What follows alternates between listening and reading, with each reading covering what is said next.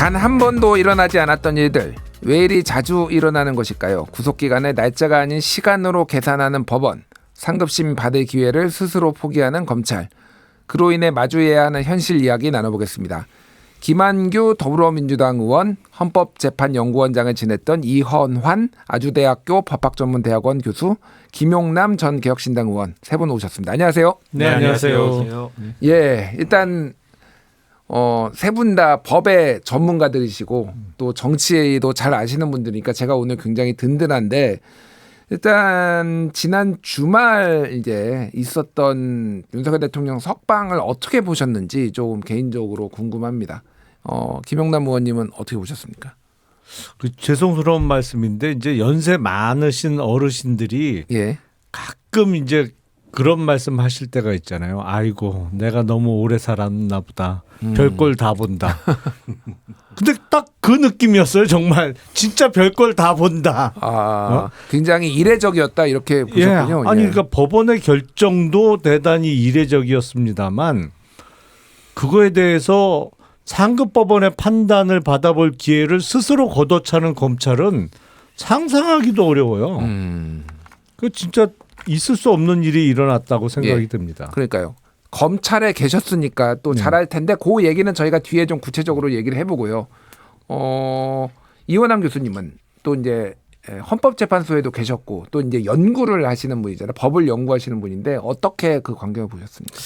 저는 이번 법원의 결정을 보면서 제가 느낀 거는 제일 먼저 떠오른 생각은 일제강점기 때 법관이라는 생각이 딱 들고, 그다음 두 번째 떠오른 생각은 20세기에 우리 사회에 있었던 그 부정적인 유산들의 제도화되어 있는 부정적인 유산들이 한꺼번에 지금 준동한다라는 그런 느낌을 좀 받았습니다. 약간 좀 그 시각 조금 다른 측면이 있긴 합니다만. 예, 그래서 이런 문제들은 앞으로 우리 사회가 발전해 나가면서 해소되어야 하는 많은 문제들이 이게 수면으로 떠오르고 있다.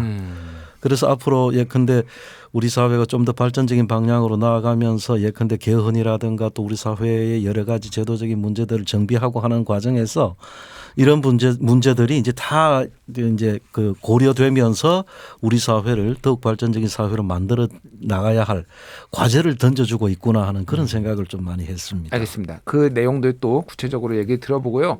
지금 야당 재선 의원이시기도 하고 또 법조인 출신인 김한규 의원님은 좀 어떻게 보셨습니까? 저는 법조인의 역할에 대해서 이제 고민을 많이 하게 됐는데요.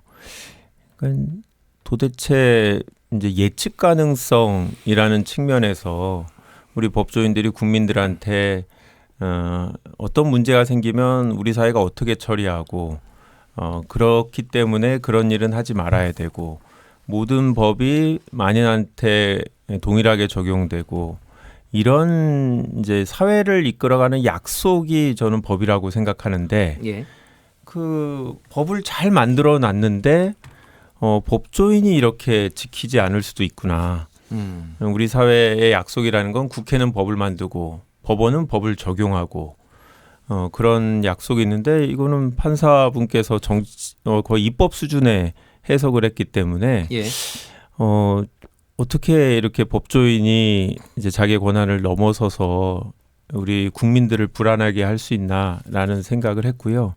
그리고 얼마나 우리한테 더 좋은 선물을 해주시려고 이렇게 시련을 주시나 이런 생각도 들었는데 저는 아무래도 법조인이다 보니까 여하튼 이런 일에도 불구하고 탄핵은 이루어질 거고 만약에 이제 탄핵이 되고 나면 형사 절차는 결국 또 원칙대로 진행되면 언젠가는 유죄가 되고 구속이 되고 실형을 살아야 되는 일은 올 거라고 생각은 하는데 제가 일반 국민들의 정서를 잘 모르고 있구나라는 생각은 들어요.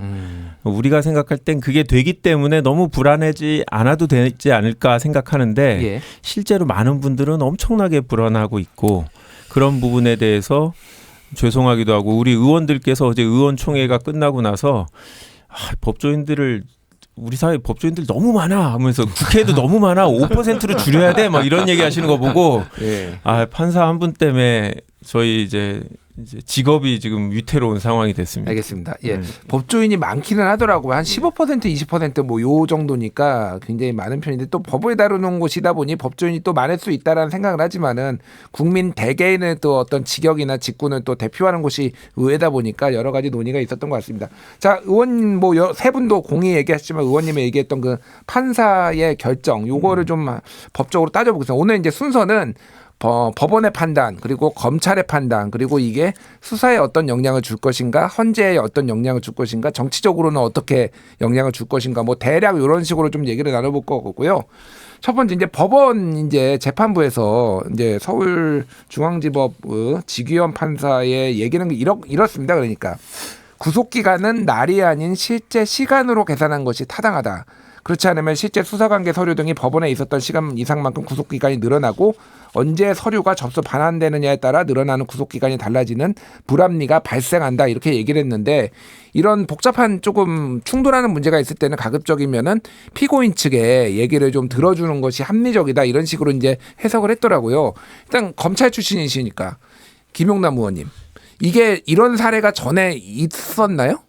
없었죠. 아 처음 있는 건가요? 일단 우리 형사소송법의 규정을 보면 아니 법 해석이라는 것은 일단 법 조문부터 출발하는 거잖아요. 예. 그러니까 구속 전 피의자 신문과 관련해서 이른바 영장실질심사라고 우리가 통상 부르는 것과 관련해서 서류가 법원에 접수된 날로부터 다시 그 서류가 검찰에 반환된 날까지의 기간을 더하도록 되어 있습니다. 그러니까 거기 시간이라고 표현된 게 아니고 날, 그러니까 일수로 표현이 돼 있어요. 예. 그렇기 때문에 여태까지 일수로 계산을 했던 겁니다.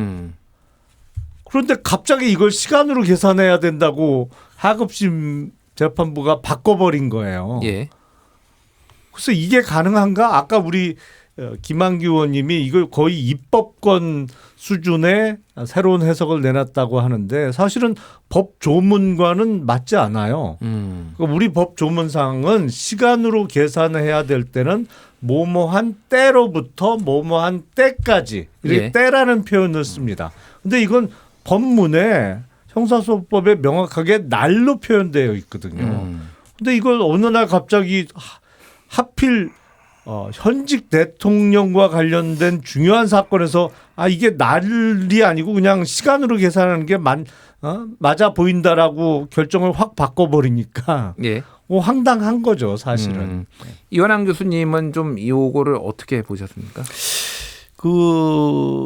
저는 법원에서 그런 결정을 내릴 때 예. 우선은 날이라는 문헌 자체를 어떻게 해석할 거냐를 놓고 굳이 그 법원의 입장을 뭐로 할 것인지를 고민을 했다면 그 결정의 형식에서 예를 들어서 뭐 당사자가 그 날이라고 하는 걸 시간을 중심으로 계산을 해야 된다라고 주장을 한다면 뭐 시간 뭐 당신의 주장은 그거는 충분히 의미가 있다. 대신에 지금까지 법원에서 해왔던 그 관례, 그 다음에 또 그 날에 대한 해석의 문제는 지금까지는 이러이러했기 때문에 당신이 주장하는 바는 그대로 인정하더라도 현재까지의 관례에 따라서 이렇게밖에 할 수 없다. 그렇게 하면은 이제 그 다음 단계에서는 당사자가 그 날의 해석의 문제 관련해서 예를 들어서 위헌법률 심판이라든지 예컨대 날이라는 거를 갖다가 하루로 24시간 그 의미하는 날이라는 걸로 해석을 하면은 안 된다라든지 이런 걸 이유를 들어서 헌법재판소에다가 위헌법률 심판을 한다든가 예. 헌법소원을 한다 이런 그 절차를 진행할 수가 있거든요. 그런데 법원에서 아예 날이라고 하는 것의 의미는 시간으로 이렇게 또 같이 계산을 해야 돼라고 이렇게 해버림으로 인해서 예. 실제 지금까지 있었던 모든 법원의 일상적인 그 권한 행사 작용에서의 그 의미를 완전히 바꿔버린 겁니다.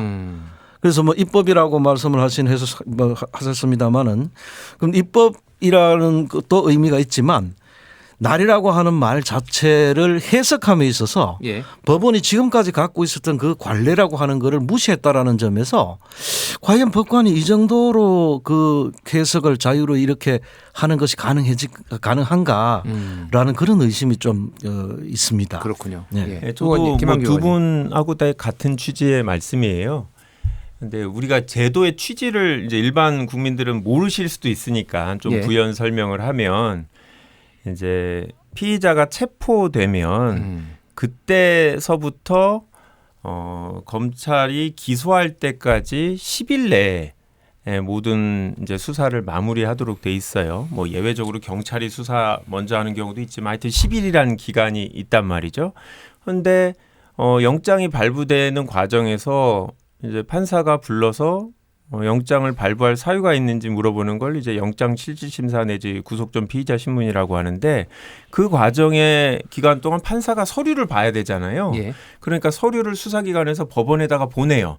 그래서 영장이 발부되고 그걸 돌려받는데 그 기간 동안은 이제 수사기관에서 수사를 못했으니까 그래 그 기간만큼은 수사를 더해 10일이지만 이틀 동안 수사를 못했으니까 이틀을 더 줄게 하는 게 이 규정의 취지거든요. 예. 그래서 이제까지 당연히 그동안 조사를 이번 건 같은 경우는 15일부터 17일까지 영장 실질심사가 있었기 때문에 서류가 그 사이에 없었기 때문에 한 3일 정도가 더 필요하겠구나.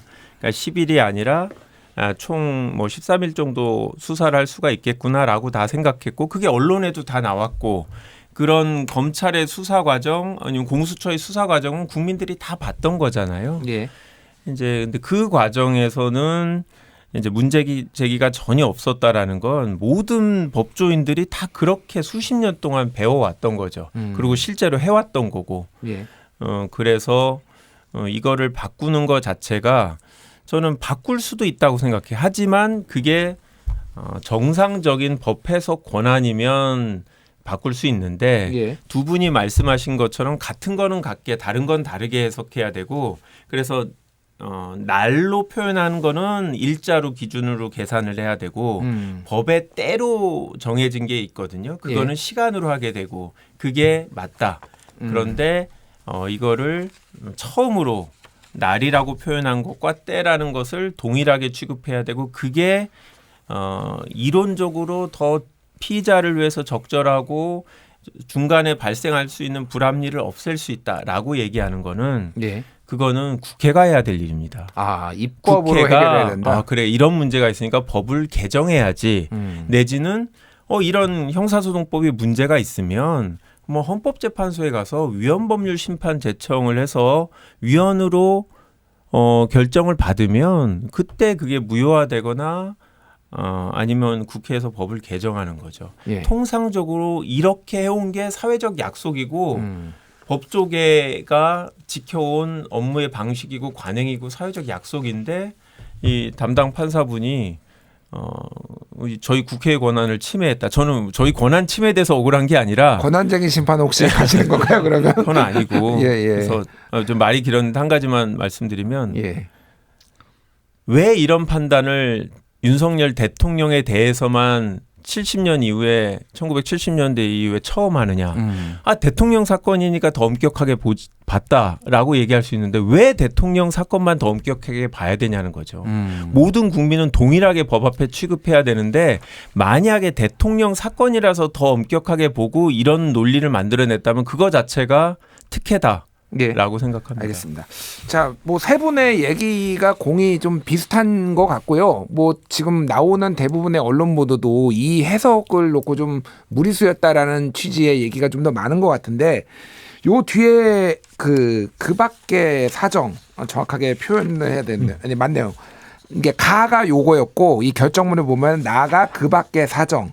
그래서 이제 피고인의 변호인들이 들고 있는 사정들에서 쭉 이제 공수처의 수사 권한 그리고 공수처와 검찰이 구속기간을 열흘 정도로 서로 협의해가지고 이렇게 처리한 과정들 그리고 이게 이제 직권 남용에서 내라는 죄로 넘어가는데 그 인지가 어떻게 됐느냐 그 과정이 어떻게 됐느냐 뭐 이런 문제 제기를 이제 윤석열 변호인단이 계속했는데 이거가 조금 고려를 해봐야 될 필요가 있다 이런 취지를 얘기를 했어요. 그래서 정확하게 이거는 읽어드리는 게 좋을 것 같은데 방금 제가 얘기했던 이런 내용들 이런 것들이 명확하게 규정하고 있지 않은 바 이와 관련한 대법원의 최종적 해석과 판단이 있기 전까지는 윤석열 변호인들이 들고 있는 사정들을 위법 여부를 섣불리 판단하기 어렵다라고 했으니 이 얘기인즉슨 이런 논란들이 있으면 이거를 대법원까지 가봐야 된다라는 걸로 이렇게 많이들 이해를 하시더라고요. 이건 좀 어떻게 보셨습니까?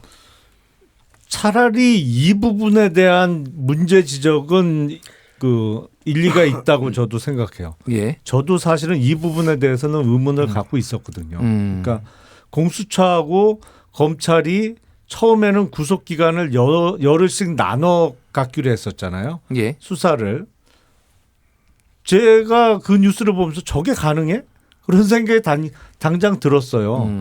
그리고 무엇보다도 다른 어떠한 피의자에게도 나타나지 않는 현상이 하나 있죠. 아직 현직 대통령 신분을 갖고 있기 때문에 우리 헌법상에 불소추 특권이 있단 말이에요. 그런데 예. 공수처는 직권남용죄와 관련한 수사권은 갖고 있어요. 근데 직권남용죄를 수사하는 과정에서 관련 범죄로서 내란죄를 수사한다는 논리를 공수처에서 내세웠었는데 문제는 현직 대통령이다 보니 직권남용죄는 기소할 수 없는 범죄란 말이에요. 예. 그러니까 기소할 수 없는 범죄에 대한 수사권을 갖고 있는 수사기관이 연관 범죄로 구속영장을 치는 게 가능하냐? 그거는 의문이에요, 저도. 그렇기 때문에 사실은 이거는 즉시 항고 그리고 즉시 항고의 결과가 어떤 식으로 상급법원에서 내려지면 결국엔 대법원에 가서 최종적인 판단을 받아봐야 된다는 생각은 저도 마찬가지로 듭니다. 근데 그런 기회가 없어져 버렸죠, 지금. 항고. 즉시 항고를 검찰이 안 해서. 포기해버렸으니까. 예. 그래서 이거 어떻게 정말 해결할 수 없는 사고를 쳐놨어요. 알겠습니다.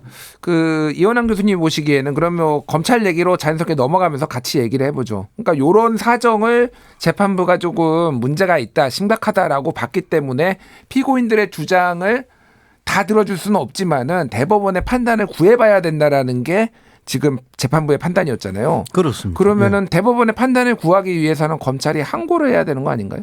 당연히 즉시 항고를 통해서 대법원의 견해를 받아볼 것이라고 예상을 이제 법관의 경우에는 그거를 예상을 했던 것 같습니다. 예. 그런데 이제 당연히 할 거라고 예상을 그리고 또 일반적인 검찰에서의 그 업무의 양식이 그런 경우에는 일부러라도 다 일부러 즉시 항고를 하는 그런 게 지금까지의 실무적인 관행이었기 때문에 당연히 할 거로 생각을 했는데 검찰 자신이 이걸 포기해버린 상황이 됐고 예. 바로 그래서 제가 좀 아쉽다라고 하는 것이 아까 말씀드린 것처럼 피고인들이 그런 문제를 제기를 하면서 구속 취소를 해달라고 청구를 하는 경우에 그 주장하는 바의 논리 등등은 충분히 뭐 이유가 있을 수 있다. 그렇지만 지금까지의 법원에서의 여러 날에 대한 해석이라든가 이런 기준이 봤을 때는 취소 청구를 받아들이기 어렵다라고 하는 방법으로 처리를 했으면 예. 그러면은 오히려 당사자가 이거를 문제 삼아서 이제 그렇게 되면 물론 이제 구속 취소는 안 되고 석방은 안 된 채로 이제 기간은 지나가겠습니다만 그럴 때 당사자가 이거를 이제 법률 자체 규정의 그 효력 여부를 다투어서 예. 인권 보장을 위해서 이건 날이라고 하는 거를 시간으로 계산해야 된다라고 주장하면서 위헌법률 심판을 한다든가 하는 방법으로 이렇게 갈 수가 있을 텐데 그 자체도 없애버린 겁니다. 이게 법관이. 법관 스스로가 오히려 당사자의 주장을 받아들이면서 그건 다른 방식으로 다투어 봐라라고 나는 기존의 관리에 따라서 이렇게 하겠노라. 기존의 해석에 따라서 이렇게 하겠노라라고 해서 기각 내지 뭐 이렇게 해버렸으면 오히려 당사자가 책임져야 할 문제를 법관 스스로가 오히려 검찰에다가 그걸 문제를 넘겨버린 거죠. 알겠습니다. 예. 의원님, 민주당에서는 굉장히 좀 심각하게 이 사안을 보고 있더라고요. 지금 뭐 심우정 검찰총장이 정치적 책임을 져야 된다, 사퇴해야 된다, 아니면은 뭐 탄핵 얘기까지 나오는데 항고를 안 한 것이 지금 문제라고 지금 보시는 거죠, 민주당 쪽에서도? 네, 뭐 두 가지 측면에서 보고 있는데요. 항고를 안 한 그런 법원, 그러니까 검찰 전체 결정의 부당함을 하나 얘기하는 게 있고, 두 번째는 심우정 검찰총장이 이 특별수사본부에 있는 이 수사팀에 대해서 업무상 지휘를 할 수 있느냐. 예. 이게 일반 검사가 아니라 검찰청 예규상 이제 이 특수본의 설치, 그리고 이쪽이 독립적으로 업무를 수행해서 검찰총장한테 보고를 하고 검찰총장은 사후적으로 문제가 있으면 시정 명령을 할 수 있게 돼 있는 거라, 예. 이번 사안 같은 경우에는 이제 특수본에서 뭔가 결정을 하기 전에 먼저 지휘를 했기 때문에 이거는 본인들이 만들어 놓은 이제 검찰총장이 지휘를 하지 않는 독립적인 수사본부 관련된 규정을 위반했다. 그래서 법적으로도 이거는 직권남용이다라고 이제 당에서 보고 있고요. 예. 또 한 가지 부당하다는 거는 이제 두 분께서 말씀하신 것처럼 당연히 이렇게 중요한 영향을 미칠 수 있는 선례가 될 수 있는 사건은 상급 법원의 판단을 받는 게 맞죠.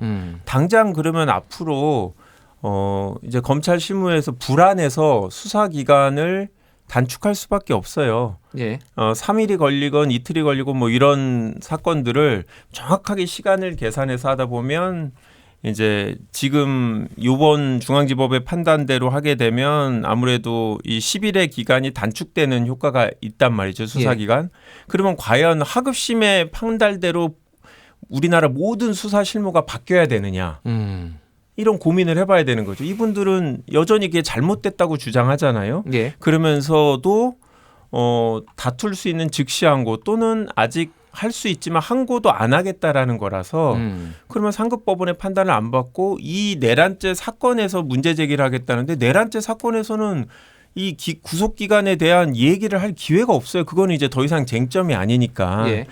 그러니까 상당히 부당한 결정을 해서 이에 대한 정치적 책임을 져야 된다라는 주장을 하고 있는 상황입니다. 알겠습니다.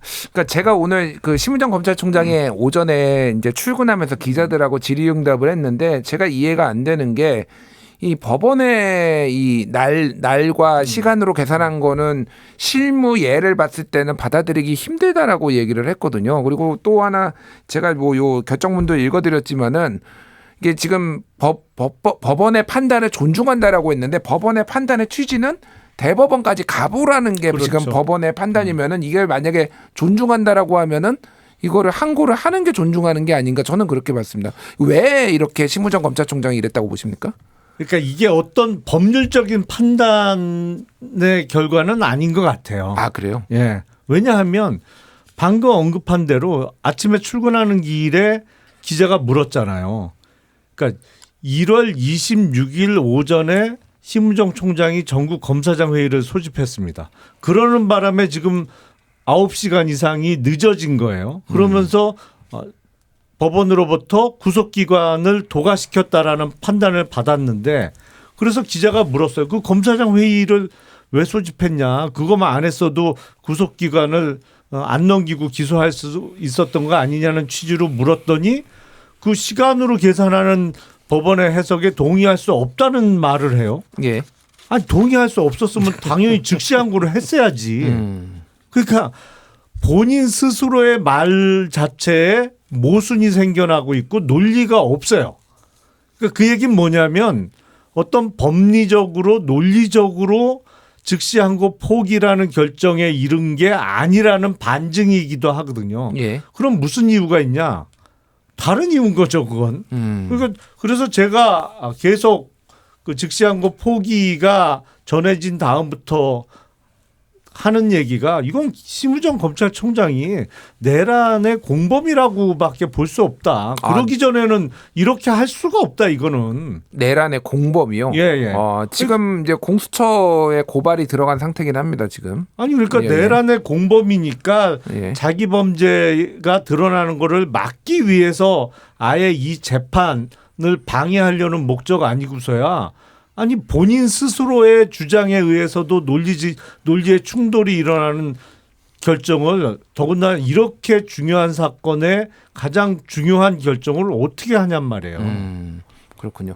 이원환 교수님한테 여쭤볼게. 이제 두 분은 정치권 인사시니까 뭐 정치권 인사라고 해서 다 정치적으로 해석하는 거 아니지만은 그래도 교수님이니까 이거 바깥에서는 좀 어떻게 보시는지. 그러니까 결국은 검사장 회의를 소집함으로 인해서 시관이 도과됐다, 이제 지나쳤다라는 주장이 있는 거고, 이번에 즉시항고를 안 하는 걸로 결정함으로 인해서 윤석열 대통령이 석방되고 이런 혼란이 났으니 검찰총장이란 지금 원래 정무적으로 판단도 하고 정무적으로 책임을 져야 된다. 그래서 자진 사퇴를 해야 된다. 이 사태가 벌어진 거는 사실은 검찰총장 때문이다.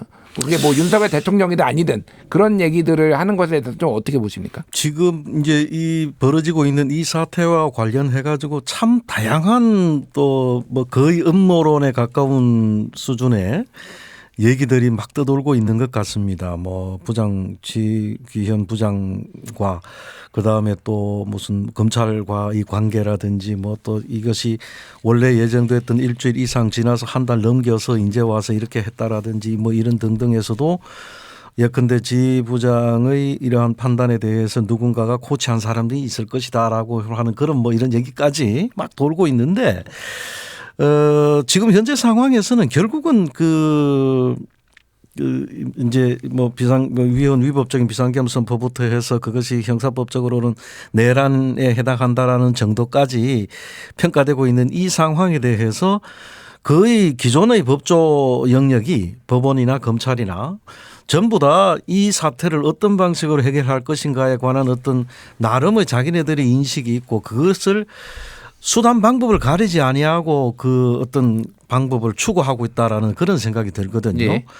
그래서 이 검찰총장 같은 경우에도 그 뭐 지금 떠도는 뭐 여러 가지 얘기들에 의하면은 소위 비화폰 관련해 가지고 검찰총장이 뭔가가 숨기고 싶은 무엇인가가 있을 것이다라고 하는 그런 얘기도 있고 그런 입장에서 이렇게 보면 이게 그 기존의 그 법조 영역의 기득의 법조 영역에서 이 문제 특히 그 내란 사태에 관련해 가지고서 크게 지금 어떤 그 강하게 나름의 자신들 지위 확보를 위한 그 저항을 지금 하고 있다라는 생각이 들고 그런 생각에서 비추어 본다면은 예컨대 검찰총장의 사퇴 문제 이런 문제든 제가 볼 때는 검찰총장이 결코 사퇴를 할 수가 없을 것이다. 본인은 오늘 아침에 이제 사퇴는 생각하지 않고 있다 일단 얘기는 했습니다. 근데 사퇴를 하고 안 하고로 떠나서 사퇴를 해야 된다라고 보시는지 제가 이제 궁금해요. 그 점에서는 이미 지금 현재 법원도 그렇고 검찰도 그렇고 기존에 우리나라에서 지금까지 진행되어 왔던 많은 그 제도의 운용이나 혹은 또 관례나 이런 것에 비추어서 그 궤도를 벗어나는 부분들이 상당히 많습니다. 예. 그래서 사실 이제 이거를 한 개인에게 그거를 책임을 물어서 사퇴하시오 마시오 뭐 이런 식으로 얘기를 하기보다는 우리 사회 전반적으로 지금 큰 변화의 계기가 되는 그런 상황에 와 있기 때문에 이런 문제들을 하나하나 짚어서 알겠습니다. 이제 그 문제를 해결해야 될 방향을 찾아야 되는 거 아니냐 이렇게 생각이 듭니다. 알겠습니다. 한 가지만 더 말씀드리면 의원님. 실패한 수사잖아요. 왜냐하면 윤석열 대통령 말고 다른 중범죄자라고 보면 구속기간 잘못 계산해갖고 석방시켰으면 이건 실패한 거잖아요. 뭐 그게 연쇄살인범이 될 수도 있는 그렇죠. 거고 예를 들면 그리고 그렇다고 하면 자기네들이 옳다고 하면 항고, 재항고, 즉시항고 이런 걸 해서 끝까지 가서 자기네들이 옳다는 걸 입증을 해야 되는데 실수를 회복할 이런 기회마저 스스로 저버렸잖아요. 이거는 누구든 이 정도 중대한 사안을 이런 식으로 처리하면 무능한 거죠. 그렇지 않다라면 뭔가 입증을 해야 되는데 저는 이거에 대해서는 분명히 윤석열 대통령에 대해서 특별 대우를 한 거고 대통령이기 때문에 특별히 검찰이 인권보호기관으로 완전히 새롭게 태도를 바꾼 이런 상황이 됐는데 이런 특혜 제공했다는 것 자체도 문제지만 검찰이 법원의 결정을 그대로 따른다는 것 자체는 무능함을 자인하는 거니까 이 수사 책임을 누군가 져야 된다. 이 대통령 사건처럼 중요한 사건에서 실패를 했으니 왜 아무도 책임을 안 지잖아요. 알겠습니다. 야 5당 대표가 지난 9일에 심우정 검찰총장에게 사퇴를 촉구했고요. 이를 거부할 시에 탄핵을 추진하기로 밝혔는데요. 먼저 이재명 대표 발언 듣고 오겠습니다. 결국 검찰이 이번 내란 사태에 주요 공범 중에 하나라는 사실을 은연중에 보여준 것이다 하는 생각이 듭니다. 예, 이재명 대표, 더불어민주당 대표 목소리 들으셨고요. 심우정 검찰총장은 적법 절차에 내린 소신 결정이다. 탄핵 사유 되지 않는다라고 얘기를 했습니다. 일단 민주당 계획을 좀 들어야 될 것 같아요, 의원님. 네. 뭐 사유에 대해서는 아까 좀 당에서 이 사건을 바라보는 점에 대해서 말씀을 드렸고요. 일단은 이제 정치적으로 사퇴 요구를 한 거고 본인이 거부를 했지만 그래도 저희는 다시 한번 강하게 요구를 할 겁니다. 그리고 아직 탄핵 소추를 이제 결정짓지는 않은 상태인데 그럴 가능성을 대비해서 법률적인 검토나 준비는 이제 할 수밖에 없는 상황이 됐고요. 예. 다만 지금 시점에서 제일 중요한 거는 윤석열 대통령 탄핵이기 때문에 일단 이번 사건으로 인해서 헌법재판소가 흔들리지 않고 기존에 계획했던 일정대로 진행되게 분위기를 조성하는 게 가장 우선이기 때문에 저희는 거기에 일단 집중을 하고 있고 지금 뭐 최상목 권한대행의 그 헌법재판관 임명하지 않은 부분이라든지 이 검찰총장의 부분은 저희들이 동시에 우선순위로 고려하되 예. 아직 탄핵 소추하는 데 있어서 결정까지 한 건 아니다. 일단 탄핵 소추를 하려면 하자 없는 또 소추안을 준비해야 되기 때문에 예. 그런 부분에 대한 실무적인 작업을 하고 있는 정도다라고 말씀드립니다. 알겠습니다. 일단 좀 더 상황을 지켜봐야 될 것 같은데 네. 김용남 의원님께 여쭤볼게요. 요 얘기가 좀 나오더라고요. 공소 기각 가능성. 그러니까 지금 이 구속 취소 결정을 내린 판사와 지금 형사재판 내란죄 형사재판에 맞는 판사가 동일 인물이잖아요. 그렇죠. 그런데 이 지금 공수처가 수사를 할 수 있는 권한이 있느냐 뭐 등등등 이 절차상의 문제가 있다라고 판사가 봤기 때문에 그리고 대법원까지 가서 이거를 어떤 판단을 구해보지 않았기 때문에 지금 같은 판사라면은 윤석열 대통령에 대한 내란죄 공소 유지가 안 돼서 이게 공소가 잘못됐다라고 판단할 여지가 있다 이런 얘기들이 나오는데 좀 검사로서 전직 검사로서 좀 어떻게 보십니까? 아니 그러니까 법률적으로는 그 얘기가 맞죠.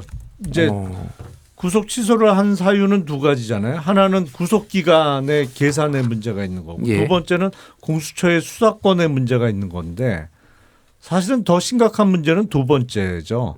공수처의 수사권이 없었다. 이 사건에 그렇다면 이 사건 수사가 위법 수사가 되는 거잖아요. 예. 수사할 수 없는 수사기관에서 이루어진 것이고 뭐 거기서 체포와 구속이 이루어진 것이니까. 그러면 이건 법률적으로 공소 기각 판결의 대상이 되는 건데 예. 그 얘기는 뭐냐면 그러니까 유무죄에 대해서 판단도 내리기 전에 그 전 단계에서의 그 절차상의 하자 때문에 아예 이거는 그냥 꺾이는 거죠. 꺾어버리는 거죠. 검찰의 기소를 뭐 더 이상 따져볼 필요도 없다. 유무죄까지도. 예. 그냥 이거는 안 된다라고 걷어차 버리는 건데 1심 재판부가 분명히 공수처의 수사권에 대한 의문을 제기했는데 상급법원에 대한 판단을 받아볼 기회가 없어져 버렸단 말이에요. 그러면 이 사건 재판 심리를 계속 하다가 같은 재판부인데 역시 내 생각이 맞았어. 공수처에 수사권이 없는 거였어. 예. 라고 하면 공소기각 판결을 내릴 수가 있죠. 그렇게 되면 정말 혼란이 오는 거예요. 일반 국민들께서는 받아들이기가 정말 어려운 겁니다. 이번에 석방도 받아들이기가 어렵지만 예. 아니 내가 다 봤는데 온 국민이 방송으로 국회에 계엄군을 보내고 선관위에 군인을 보내서 점거하는 걸 다 똑똑히 두 눈으로 봤는데 이게 처벌이 안 돼? 그러니까 공소기각이나 무죄를 구별하는 건 법률가들이 하는 얘기고 예. 일반 국민들 입장에서는 이게 죄가 안 된다는 얘기야? 그걸 어떻게 납득할 수 있겠어요? 그러니까 궁금한데 이게 뭐 아직 이제 가능성이니까 근데 만약에 공소기각이 되면은 검찰은 그러면 이거를 항고를 할 수가 있는 건가요? 항소를 하죠. 항소. 판결에 대한 불복이니까요. 판결에 대한 부분이니까 항소를 하면은 그러면 또 2심에서 또 이게 공소기각인지 아닌지를 또 판단해야 되는 거고 그렇죠. 대법원까지 갈 수가 있는 거죠. 그렇죠. 그러면은 공소기각이 대법원에서 아니었다. 공소기각과 사유가 아니었다라고 하면은 그때 다시 그러면 1심으로 와서 또 재판해야 되는 건가요? 그러면?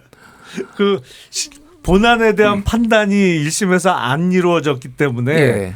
대단히 그 복잡한 문제가 생깁니다만 문제가 이게 구속도 아니고 불구속인 상태이기 때문에 예. 대법원의 판단이 나오기까지는 이게 즉시 항고면 빨리빨리 이루어지죠. 예. 가장 시급하게 결론을 내야 될 사건에 대해서 즉시 항고를 인정해 놓은 거니까. 근데 이거는 판결이잖아요. 예.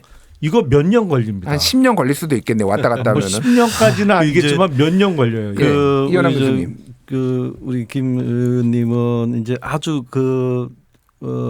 문제가 제대로 풀리지 않았을 때에 그렇죠. 이제 최악의 경우에 예. 그렇다라고 볼 수 있고 이제 그 동안의 내란 사태 자체에 대한 수사를 예컨대 공수처와 그다음에 군 검찰, 경찰 이렇게 해서 공조수사본부라고 하는 거를 구축을 해서 수사를 했다는 말이죠. 예. 이런 그 공조수사본부의 수사 결과를 어떻게 평가할 것인가의 문제가 지금 말씀하신 법원에서 이걸 공소기각으로 갈지 아닐지에 대한 핵심적인 아마 계기가 될 것 같습니다. 예. 그런데 사실 이제 더 근원적으로 보면은 이제 근데 그 수사권 기소권 조정 관련해서 그 이전 정부에서 시도했던 여러 가지 그 형사사법 제도를 어떻게 만들 거냐에 대한 어떤 완결적인 모습이 안 갖춰져 있기 때문에 생기는 그런 문제라고 볼 수가 있습니다.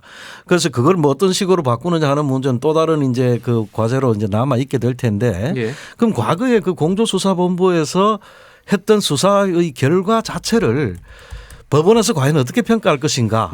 그 문제에 있어서는 예컨대 법원이 현재의 그 내란 사태라고 하는 거를 어떻게 보느냐 하는 것과 아마 연관이 될 수 있을 거라고 보고 예. 지금 현재 예컨대 그 몇 차례에 걸쳐 가지고서 그런 공조수사본부의 수사 자체에 대해서 이제 적법하다라는 판단도 여러 차례 있었거든요. 예. 그렇다고 본다면 과연 이게 그 내란죄 자체를 판단하는 법원 자체에서 그거를 그런 정도까지 이게 부인할 수 있을 정도로 그렇게 판단할 수 있을 것인지 그런 부분이 네. 좀 생각이 좀 들고 알겠습니다. 있습니다. 예, 김한규 의원님. 네, 뭐 좀 말씀드릴 게 여러 가지가 있는데 예, 예. 일단 공소기각 판결은 받더라도 그거 자체를 안 다투고 새롭게 기소할 수가 있어요. 예. 최근에 뭐 다른 정치인에 대해서도 그런 사건이 있었는데 근데 같은 죄로 기소를 할 수는 있죠. 내란죄로 절차적인 네, 문제이기 가능해요. 때문에 예. 그리고 공소시효가 남아 있으면 할 수 있고 내란죄는 시효가 없어서 이제 뭐 할 수 있는 상황이고요. 예. 또 한 가지 잘 언론에 공개되지가 않았는데 검찰이 요번에 기소를 할 때 여러 사건을 병합해서 기소를 했어요. 그 중에는 경찰에 고발된 윤석열 대통령 내란죄 사건들이 같이 섞여 있었어요. 예. 사건이 여러 개가 있어서 무슨 말이냐면 원래 정상적인 사건은 경찰이 수사를 해서 검찰이 송치받아서 기소하는 게 가장 원칙적이잖아요. 예. 그런 사건들이 있어요. 이번 건에. 아, 같이 지금 섞여 있는 거군요. 4건인가 5건이 있어요. 그래서 제가 알기로는 검찰이 이런 윤석열 대통령 측의 주장이 있을 거를 염두에 두고 그 사건들을 합쳐갖고 한 번에 기소를 했어요. 그래서 저는 그렇지 않을 거라고 믿는데 설사 공수처가 수사한 윤석열 대통령 건이 공소기각 사유가 있다 할지라도 예. 나머지 고발 사건 경찰이 초등 수사를 한 사건들이 남아 있어서 저는 이제 형사재판 유죄를 선고하는데 문제가 없다라고 예. 생각합니다. 알겠습니다. 근데 자, 그런 예. 측면이라면 1심 재판부의 이번에 구속 취소 결정이 더더군다나 말이 안 되는 거고 검찰의 즉시항고 포기는 더더군다나 말이 안 되는 거예요, 사실은. 그렇네요. 네. 예, 어쨌든 절차적으로 경찰이 수사해서 지금 송치한 게 있다라고 하면은 뭐 부분적으로 섞여 있기는 하지만은 그게 절차적으로 문제가 좀 된다라는 것도 이상하네요. 아니, 아니 근데 그러니까요. 이제 예. 요번에 구속을 시킨 거는 그 경찰 사건이 아니라 공수처 사건이었기 때문에 구속은, 예. 예. 그래서 이제 그 법원의 구속 취소 결정문은 이제 제가 봤을 땐 그래서 오히려 기간을 갖고 더 집중적으로 알겠습니다. 그걸로 문제를 삼아서 석방을 시켜준 거죠. 알겠습니다. 이제 헌법재판소 이제 탄핵 심판으로 넘어가겠습니다. 일단 공수처 수사권 문제가 이제 국민의힘에서 얘기가 나오고 있거든. 윤상현 국민의힘 의원이 얘기를 했는데 요 얘기 먼저 들어보시죠. 대통령도 그 같은 생각하고 계십니다. 여러 절차적인 위법성 사실 한번 보십시오. 내란죄에 대한 수사권이 공수처가 없습니다. 예, 뭐 윤상현 의원 목소리였고요. 요 말은 이제 요약을 앞뒤로 좀 얘기를 좀 드리자면 공수처가 수사권이 없으니까 공수처의 수사 자료를 사용하면 안 되는 거고 그래서 지금 헌법재판소에서 지금 있는 요 변론들이 재개되거나 좀 더 다시 검토돼야 된다 이런 주장이거든요. 이거는 일단은 이현황 교수님이 헌법재판소의 헌법연구원장으로 재판연구원장으로 계셨으니까 좀 여쭤볼게요. 요거는 가능한 주장인 건가요? 기본적으로 그 탄핵 절차하고 형사재판 절차에 대해서 제대로 이해를 못하고 있다라는 생각이 듭니다. 헌법재판소에서 탄핵 절차를 진행을 하면서 탄핵 절차는 특수한 징계 절차거든요. 형벌을 부과하기 위한 절차가 아니고 제일 중요한 건 뭐냐면 징계 절차 일반 공무원에 대한 징계 절차에서도 제일 중요한 것이 징계 혐의 사실을 확인하는 겁니다. 예. 그 징계 혐의 사실이 어떻게 확인될 거냐 하는 문제는 바로 헌법재판소에서 그런 혐의 사실을 확인할 때 형사소송 절차를 준용하라고 돼 있는 것이지요. 준용한다고 해가지고서 형벌을 부과해야 될 때에 적용되는 만큼의 엄격한 증명을 요구하는 것이 아닙니다. 예. 그래서 누가 수사를 했든지 간에 그 혐의 사실의 진정성을 확인할 수 있는 그런 수단이면은 전부 기록을 이제 소위 말해서 인증 등본 송부 촉탁이라고 하는 게 바로 그런 절차입니다. 예. 그 이제 당사자의 신청에 의해서 혹은 또 직권으로 그렇게 해서 이 혐의 사실 자체가 진정한 것인지 아닌지를 확인하는 과정이 바로 그런 기록 송부를 받아서 이제 확인하는 것이기 때문에 그 확인을 위해서 필요한 수사의 결과물이 어느 기관에서 행해졌느냐 여부는 사실은 크게 중요하지 않습니다. 알겠습니다. 헌법재판소 자체에서 볼 때는. 예, 다만 이제 헌재에서는 아예 공수처 수사 기록을 받은 바가 없다고 합니다. 바로 이제 예. 그 바로 다행이라고 해야 될지 모르겠습니다만. 예, 왜냐하면은 이제 구속을 해놓고 체포를 해놓고 정확하게 체포를 해놓고 이게 지금 그때 수사에 불응했잖아요 윤석열 대통령이. 그래서 새로운 내용이 없기 때문에 공수처 기록은 받지 않았다고 하니까 사실 이게 뭐 크게 쟁점인 건 아닌 것 쟁점 같은데. 자체가 되기가 어렵습니다. 예, 알겠습니다. 그리고 헌법재판소는 우리나라 최고의 사법적 판단을 내리는 기관이잖아요. 근데 공수처의 수사권에 대해서 의문을 제기하거나 뭐 구속 기간 계산과 관련해서 의견을 제시한 건 법원의 첫 시작 단계 하급심의 판단이에요. 1심에서. 예. 그 하급심의 판단에 헌법재판소가 이게 기속된다거나 이게 쉬운 말로 묶일 필요가 아무것도 없죠. 그거는. 그렇군요.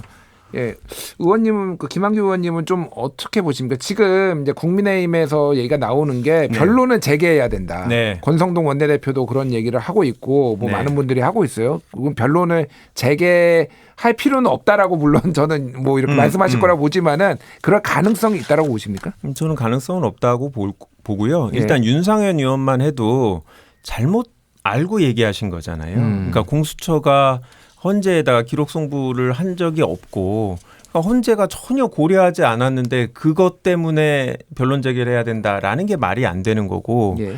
그다음에 권성동 원내대표도 뭐 구속 자체에 절차적인 문제가 있으니까 그럼 헌재도 절차적으로 문제가 없는지 보라는 건데 완전히 다른 절차잖아요. 예. 뭐 겹치는 것도 없고 헌재가 뭐 구속한 적도 없고 그러니까 구체적으로 헌재에 어떤 절차에 문제가 있는지 지적을 해야 그게 변론 제기 사유가 되는지 판단을 하는데 만약에 미흡한 부분이 있다고 판단이 되면 예. 그러니까 뭐 하라는 얘기도 아니에요. 권성동 의원도 그냥 아주 그냥 원론적인 얘기를 했을 뿐이다라고 생각하고 그 얘기는 구체적으로 문제를 삼을 게 없기 때문에 못하는 거예요. 예. 그래서 제 생각에는 헌재가 변론 제기할 사유는 없다. 만약에 정말 숨겨진 사유가 있어서 당시에 우리가 전쟁 중이었다는 아무도 모르는 그런 아주 중요한 사유가 있어서 계엄을 선포할 요건이 된다. 이렇다고 하면 좀 달라지죠. 예. 근데 그런 일이 아닌 이상 지금 헌재 재판관님들 평의하느라고 힘드니까 괴롭히지 않았으면 좋겠습니다. 알겠습니다. 시간이 거의 다 돼가지고요. 뭐 조금 짧게 제가 질문을 드려보겠습니다. 일단 헌법재판소에서는 지금 언제 이게 이 결정이 날지는 탄핵 심판 결정이 날지는 아직 뭐 비밀이다 이렇게 입장까지 오늘 나온 상황입니다. 근데 이제 어떻게 날지, 언제쯤, 그리고 결과는 어떻게 날지, 그리고 그게 어떤 영향을 미칠지 좀 짧게 말씀해 주시죠. 저는 뭐 빠르면 이번 주 후반, 예. 늦어도 다음 주 초, 뭐 월요일이나 화요일쯤은 선고일이 잡히지 않을까 싶고요. 선고가 이루어진다고 하면 8대0 전원 일치의 파면 결정, 그러니까 탄핵 인용 결정이 나올 거라고 봅니다. 뭐 법리적으로도 그렇고 지금까지 드러난 사실에 비추어서도 그렇고요. 근데 좀 탄핵 인용은 되고 피고인 윤석열은 불구속으로 지금 석방되어 있는 상태잖아요. 예. 이 상태가 탄핵 인용 이후에 60일 이내에 대선을 치러야 되는 국민의힘 입장에선 최악의 상황이다. 아, 최악인 건가요? 그렇죠. 왜냐면 피고인 윤석열과의 단절을 할 수가 없잖아요. 예. 깜빡에 들어가 있으면 쉬운데 예. 나와서 막 돌아다니는 사람하고 완전히 인연을 끊어내기는 쉽지 않거든요. 알겠습니다. 예. 예, 뭐 저도 사실 오늘 또 여기 오면서 헌법재판소가 뭐 그 과거에는 헌법재판소가 이제 그 공표를 쭉 이제 그 대변인을 통해서 이렇게 알려주고 이렇게 했다고 하는데 이번에는 뭐 그냥 그 개별적으로 기자들이나 이런 등등에게 그냥 공지를 그런 식으로 하겠다고 네. 했다는 소식을 좀 들었습니다. 그래서 오늘쯤에 그런 날짜가 공지가 되지 않을까라는 기대는 있었는데 아마도 아직도 안 되고 있는 상황인 것 같죠. 예. 그래서 그 4월 2일인가요? 우리 또 지방자치단체 보궐선거인가 하는 맞습니다. 날 일정하고 그것과 11일인지 2일인지 연관을 지어서 볼 때 같이 하게 되면은 상당한 비용을 절감할 수 있으니까 그 마지노 날짜가 12일이라고 하더라고요. 예. 그래서 저는 그 전까지는 어떻게 좀 헌재에서도 고려하지 않을까. 알겠습니다. 또 헌재에서도 그걸 알아봤다라는 얘기도 있고 이래서 그것까지 기대를 했는데 아직까지 안 나오는 거 보면 사실 알겠습니다. 잘 모르겠습니다. 조만간 될 거라고 보시는 판결은 될 거라고 그렇습니다. 보시고요. 뭐 알겠습니다. 그건 예. 뭐 8대 0으로 아마 거의 예. 그렇게 되지 않을까 하는 생각이고요. 예. 김한규 의원님, 예, 마지막으로. 헌재 재판관님들 하실 일이 많아요. 저희가 탄핵 소출 좀 많이 했거든요. 그래서 예. 그 사건도 지금 두 분의 임기도 얼마 안 남아서 정말 급하실 거예요. 해야 될 일들이 많고. 그리고 지금 헌재 주변에서 시위하신 분들이 많잖아요. 예. 윤석열 대통령 탄핵하지 말라고. 이런 사회적 불안과 갈등을 신속하게 해결하기 위해서는 이번 주 수목금 중으로는 이제 결론이 나야 되지 않을까 생각하는데요. 예. 뭐 이미 오늘이 지나가서 내일 정도에는 선고기일을 통지를 해 주시길 기대하고 8대 0이라고 결론은 저는 의심하지 않습니다. 알겠습니다. 예. 오늘 윤석열 대통령 구속 취소 관련한 이야기 세 분과 나눠봤습니다. 세 분 감사합니다. 네, 고맙습니다.